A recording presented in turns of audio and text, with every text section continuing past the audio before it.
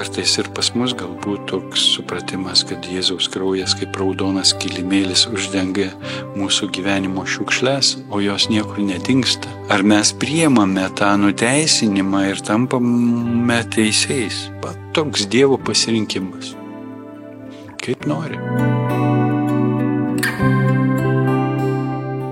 Kuo mes vadovaujamės kasdienybėje? Ar mes vadovaujamės Dievo žodžiu ar savo jausmais? Juk dažnai labai jaučiamės nusidėję, susimovę ir neverti Dievo meilės. Atgailaujam ir vis nėra to jausmo, kad atleido. Mes norim jausti, kad man atleido. Bet Dievas nepažadėjo, kad jausiu. Dievas pakvietė gyventi mus ne jausmais, o žodžiu. Kaip dažnai mes tarpusavio santykiuose vadovaujamės jausmais, netekę kantrybės, trenkiam, bėgam, užuot kažką išsiaiškinę, užuot ištyrę situaciją, ko Viešpats nori šitoj situacijai, mus nubloškia jausmai. Sugriauna dažnai Dievo darbas, sugriauna mūsų tarpusavio santykius. Šėtonas puikus manipuliatorius jausmais. Ir mes ginčiamės su Dievu dėl atleidimo, dėl meilės, jausdamiesi neverti Dievo meilės, galvodami pagal savo supratimus, kad jeigu aš taip su Dievu pasielgčiau, aš neatleisčiau. Ir tai perkelia man Dievo, bet Dievas sako, aš netoks kaip tu, aš ne žmogus, aš kitaip mąstau. Ir daug tekstų, kurie kalba apie gailestingumą, apie tai, kad Dievas skuba atleisti ir nenori atsiminti mūsų kalčių. Kai tik mes gailimės, Jis kviečia mus išsižadėti nuodėmės, neteisybės, melo, klastos ir gyventi tiesoje pagal jo žodį. O mes jaučiamės, kad mums neatleido ir vis, kaip sakant, atgailaujam, prašom to atleidimo ir nedarom tai, ką Jis liepia mums daryti. Nepasitikim jo žodžiu, nepasitikim jo meilę, nedarom jo darbų, nedarom gerų darbų, netarnaujam vieni kitiems, nedrįstam melstis ar kažką užtarti. Ir tokiu būdu mes Dievą darome melagiu. Netikėdami jo žodžiu, darome jį melagiu. Mes turime tokį tekstą laiško romiečiams. Aišku, jūs nesinešiojat Biblijų, kam reikia. Ar turit kas nors?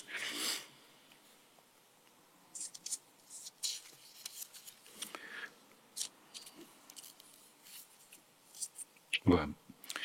3 skyrius nuo 21 eilutės. Bet dabar be įstatymo pasireiškė Dievo teisumas, paliudytas įstatymo ir pranašų.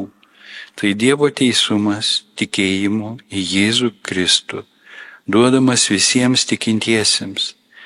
Nėra jokio skirtumo, nes visi yra nusidėję ir stokoja Dievo garbės, o nuteisinami dovanai jo malonę dėl Kristaus Jėzaus atpirkimo. Dievas jį paskyrė permaldavimo auka, jo kraujo gale veikiančią per tikėjimą.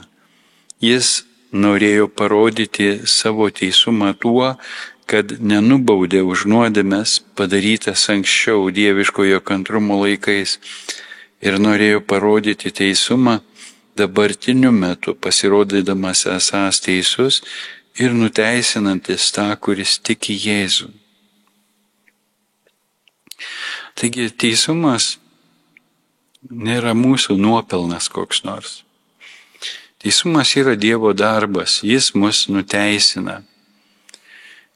Ar mes priimame tą nuteisinimą ir tampame teisiais? Ar mes priimam tikėjimu Jėzaus kraują pralietą už mus ir pasitikim, kad tas kraujas mane nuplovė, nuvalė ir pašventino? Dievas jį paskyrė permaldavimo auka. Veikiančią per tikėjimą.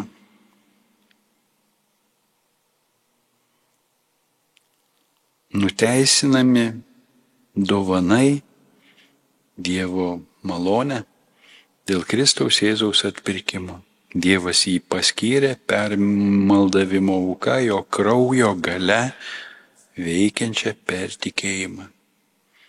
Jis norėjo parodyti savo teisumą, tuo, kad nenubaudė už nuodėmes padarytas anksčiau dieviškojo kantrumo laikais ir norėjo parodyti savo teisumą dabarties metu, pasirodydamas esąs teisus ir nuteisinantis tą, kuris tiki Jėzų. Taigi, Dievo teisumas, jo teisė, jis turi galę atleisti, jis turi galę panaikinti mūsų kaltę, mūsų nuodėmę ir tam reikalui pasirinko Jėzų kaip auką už mūsų nuodėmes, Jėzaus kraują, jo gyvybę, kaip atpirkimo auką už mūsų nuodėmes, kaip kraują, kuris nuvalo mus nuo mūsų kalčių ir nuodėmių. Niekas kitas. Yra Senajam testamente, taip vadinamam Torui, žodis, kad išmalda vargšams dildo mūsų kaltes. Tai kaip Dievo valios pildymas dildo. Bet kaip žinom, apaštalas Paulius tai gerai atskleidžia šitame laiške žydams suprantamu būdu, kad Senojo testamento aukos, jų kraujas negalėjo panaikinti juose nuodėmės atminties sąmonės. Tarsi paviršius, tad tas kaltas kraujas uždengtas nekaltų gyvulio krauju. Dievas žiūri ir nemato tarsi. Ir kartais ir pas mus galbūt toks supratimas, kad Jėzaus kraujas kaip raudonas kilimėlis uždengia mūsų gyvenimo šiukšles, o jos niekur nedingsta. Bet apaštalo mintis, kad Jėzaus kraujas sunaikina, nebėra tos nuodėmės. Dievas atleido ir panaikino kaltę. Ir tai labai sunku žmonėms patikėti. Ir tai yra Dievo teisumas. Toks Dievo pasirinkimas. Kaip nori. Aš sakau, ne, viešpatie, čia per daug paprasta, vienas už visus. Ne, aš turiu pats atkentėti už savo nuodėmes, atlikti bausmę. Kokią bausmę gali atlikti? Tavęs laukia amžinas pragaras už vienintelę nuodėmę paniekinus Dievo meilę, jeigu taip jau griežtai imant. Atsiskyrei, išdavai, palikai, apsisprendėjai. Negali savom jėgom. Dievas pasirinko, kad tu ne savo jėgom, bet jo malonės dėka, patikėdamas jo meilę, jo atleidimu, priimtum tą atleidimą, kurį palydi Jėzaus mirtis, Jėzaus kraujo praliejimas. Tai visuomeniai suprantamu būdu. Gyvulių kraujas negalėjo panaikinti, tik tarsi pridengi. Paviršių apvalė, bet iš vidaus tarsi negalėjo išlupti. Aišku, mes čia dabar jau iš krikščioniško taško sprendžiam už žydus, reikėtų jų pačių paklausti prieš 2000 metų, kaip jie mąstė, kaip jie dabar mąsto, ko gero būtų labai didelis skirtumas. Netekus šventovės, netekus aukų, tuo laiku, ko gero, jie jautėsi teisūs. O be to, prisiminkim apaštalo Pauliaus laiško žydams 11 skyrių apie Senojo testamento teisiuosius. Jie irgi nuteisinti, jie irgi teisūs Dievo akyse. Ir per ką? Abelis dėl to, kad tikėdamas Dievu aukojo vertesnę auką. Nojus tikėdamas paniekino savo kartos papročius ir statė arką. Henokas tikėdamas vaikščiojo su Dievu. Abraomas tikėdamas paliko tėvų kraštą ir išėjo į pažadėtąją žemę, tikėdamas, kad Dievas gali prikelti numirusius, aukojo savo sūnų. Ir visa tai jiems buvo įskaityta teisumu. Mums duodama ženklas Jėzus Kristus, jo kraujas, per kurį mes gauname atleidimą, nuteisinimą. Jį vaizdavo viso Senojo testamento aukos. Visa plati skalė, mes taip siaurai, net pilnai, ko gero, ir nesuvokiam Kristaus kraujo darbo, jo galios, nesuvokdami Senojo testamento aukų spektrą, kaip čia pasakyti. Aišku, bažnyčioje liko kažkokie failai, liko supratimai paveldėti iš pirmųjų krikščionių, iš apaštalų ir panašiai, bet ko gero per daugelį mokymų dalykai apsivelia. Ir polinkis pas žmonės yra sureikšminti savo pastangas, o tuo pačiu yra polinkis kurti savo nuosavą teisumą. Ir su tuo nuosavo teisumu atėję pas Dievą mes ginčiame su Dievu.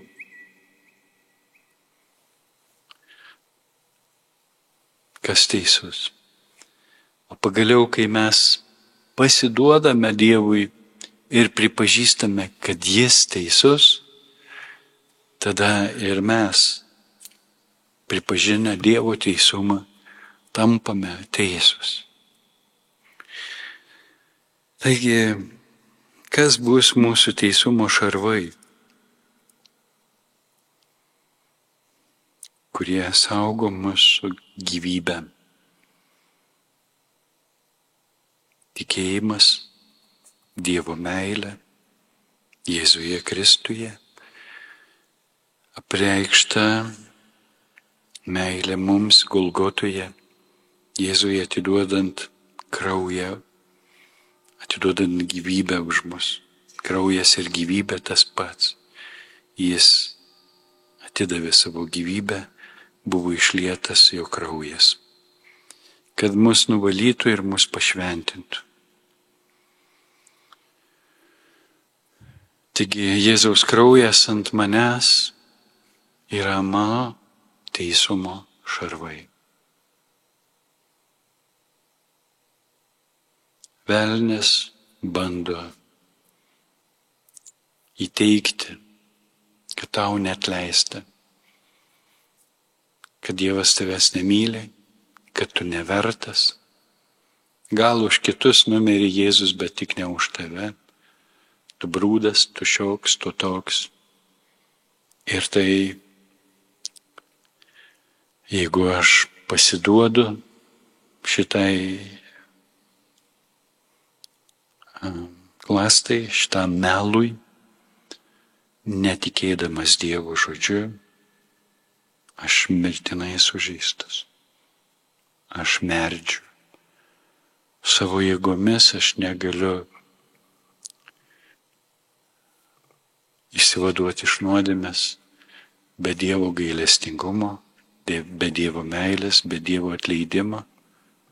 negaliu išsivaduoti, negaliu patikti Dievui, negaliu nieko vertingo Dievo akise nuveikti. Tai mane atskiria nuo Dievo ir laiko mane atskirtyje. Aš galiu būti labai religingas ir savo pastangom rodyti heroizmą,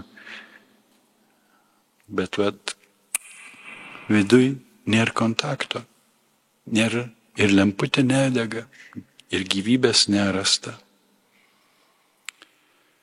Esu kaip marionetė, tampamas visokių religinių idėjų, praktikų, pamaldumų, vaizduoju, bet viduj nei meilės Dievui, nei pasitikėjimo Dievo meilę, jeigu neturiu.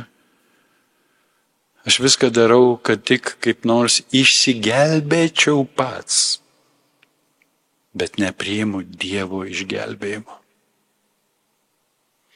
Kai aš pats išsigelbšiu, tai man garbė ir šlovė, vat aš išsigelbėjau, o aš šaunuolis. O jeigu aš pripažįstu, kad aš negaliu išsigelbėti savom jėgom, kad tai yra Dievo darbas mano gyvenime, Dievas mane gelbėja. Jis siuntė man išgelbėtoją Jėzų Kristų. Va tada šlovė viešpačiui.